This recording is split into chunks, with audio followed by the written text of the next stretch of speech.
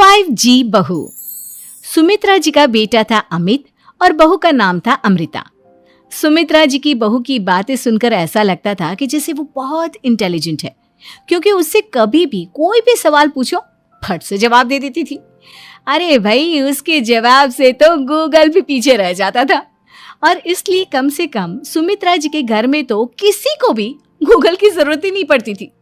जब भी घर में कोई बात चलती, कोई कुछ भी कहता, तो अमृता फट से कह देती, ये तो मेरे साथ भी हुआ था, मुझे इसके बारे में सब मालूम है। एक दिन सुमित्रा जी अमित और अपनी बहू अमृता के साथ अमित के बुआ जी, फूफा जी यानी कि मुकेश और उर्मिला जी के यहाँ पर मिलने के लिए गए। अरे बहुत अच्छा किया अमित बेटा, इतने दिनों के बाद आए हो तुम। हाँ सुमित्रा भाभी, कभी तो आ जाया करिए अपने बच्चों को लेकर। आपकी बहू के आने से तो हमारे घर में भी रौनक आ गई है। वो क्या है ना, अमित ऑफिस के काम में बहुत बिजी रहता है, इसलिए उसे तो वक्त ही नहीं मिल पाता। अच्छा, लगता है नौकरी काफी मुश्किल है अमित की। अरे नहीं फूफा जी, ऐसी कोई बात नहीं है। आप तो जानते हैं ना प्राइवेट जॉब में कितना काम होता है।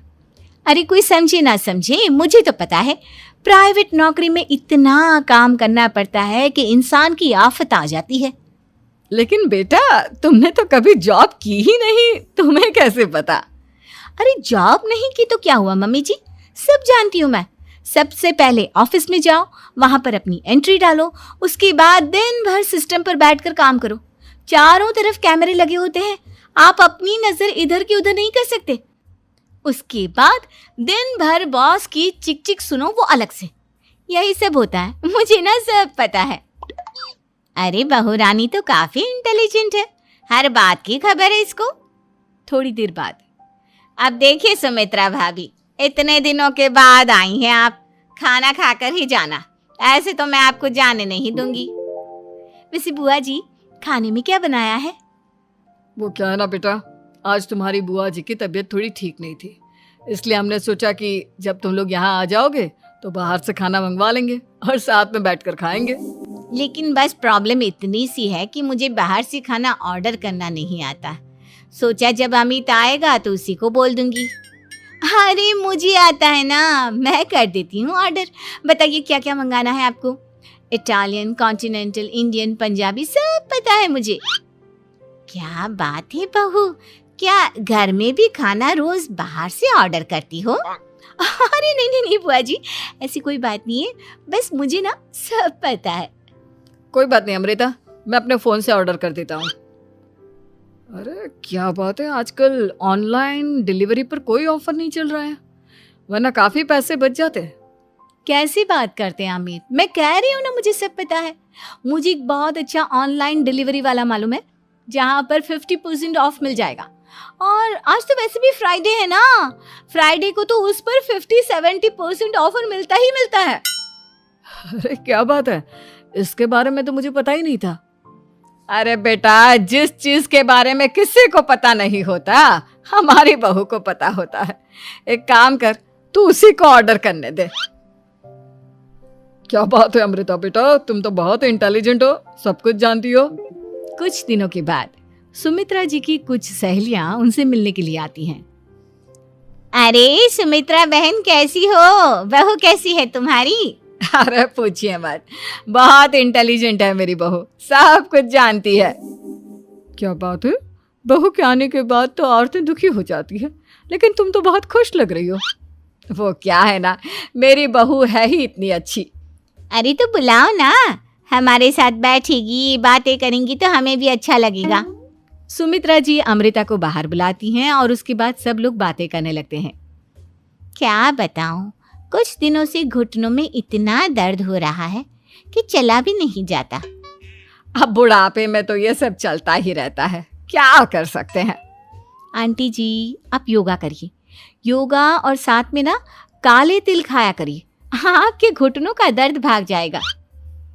लेकिन तुमको ये सब कैसे पता बेटा?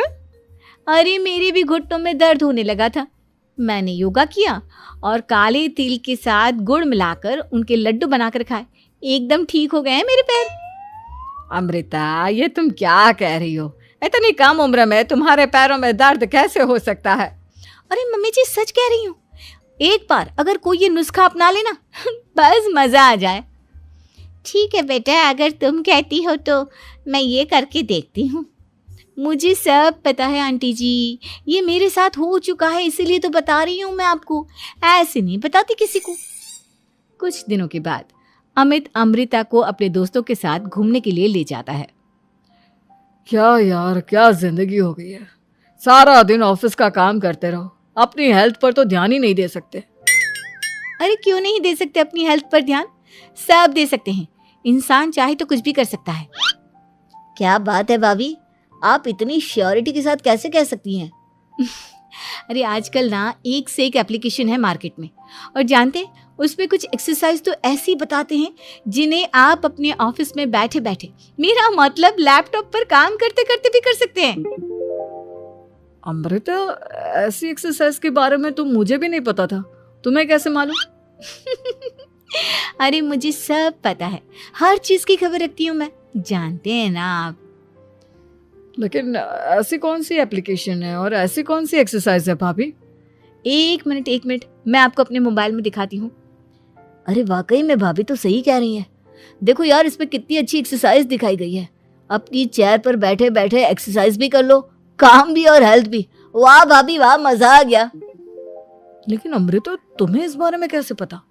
अब मेरे साथ जो चीज हो चुकी है उसके बारे में तो मुझे पता होगा ही ना अमित। मतलब तुम कब ऑफिस में काम करने गई जो तुमने ऑफिस करते करते एक्सरसाइज की?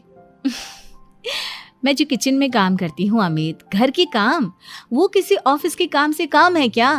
बस मैं भी वो सब करते करते इनमें से कुछ एक्सरसाइज ट्राई कर लेती हूँ, इसीलिए मुझे सब पता है। सही है यार, तुम तो बहुत इंटेलिजेंट हो।